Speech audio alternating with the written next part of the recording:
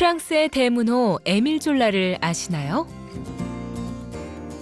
나나와 제르미날, 대표작 목노주점을 비롯해 평생 대중의 곤궁한 일상과 인간성을 적나라하게 파헤친 작품을 많이 남겼습니다. 이런 글들이 결국 인간 생활의 개선과 진보에 도움이 된다고 생각했기 때문이죠. 그의 많은 작품들은 영화화됐는데요.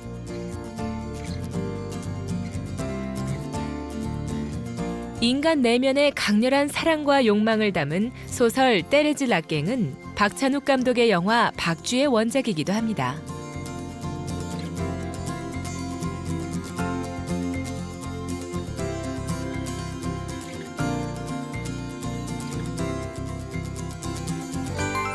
프랑스가 낳은 대문호 에밀 졸라, 그리고 유택의 프랑스 군인 드레피스. 이들이 얽혀 프랑스 사회의 부조리를 폭로한 나는 고발한다. 너무도 유명한 공개 선언문의 이야기를 한번 살펴봅니다. 프랑스 국방부가 발칵 뒤집혔습니다. 독일의 군사기밀을 누설한 스파이가 있다는 첩보가 들어왔기 때문인데요.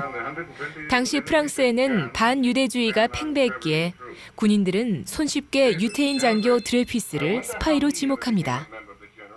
그때 당시는 그 프랑스 사회에 반유대주의가 대단히 심했을 때죠.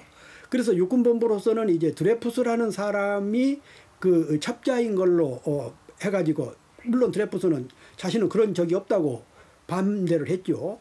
그런데 지금 같으면은 이제 필적 감사를 할 수 있는 기계도 많이 나오고 했지만 그때는 그런 것도 없었고, 그래서 프랑스 육군본부는 드레푸스를 첩자로 몰아가지고 무기징역을 내려서 악마의 섬이라는 외딴 섬에다가 유배를 보냈습니다. 프랑스 군부는 드레피스 사건으로 자신의 실수를 인정하기 싫어 뒤늦게 밝혀진 진범은 풀어주고 드레피스를 범인으로 몰아갔는데요. 격분한 졸라는 대통령에게 보내는 고발장을 발표합니다.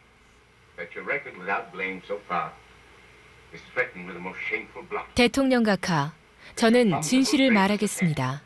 왜냐하면 정식으로 재판을 담당한 사법부가 만천하의 진실을 밝히지 않는다면 제가 진실을 밝히겠다고 약속했기 때문입니다. 제 의무는 말을 하는 겁니다. 저는 역사의 공범자가 되고 싶지 않습니다. 저는 명예로운 당신이 진실을 알고도 외면하지는 않으리라고 확신합니다.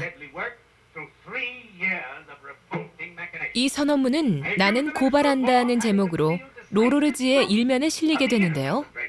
유태인에 대한 반감이 상당히 팽배했던 프랑스 사회는 충격에 빠졌습니다.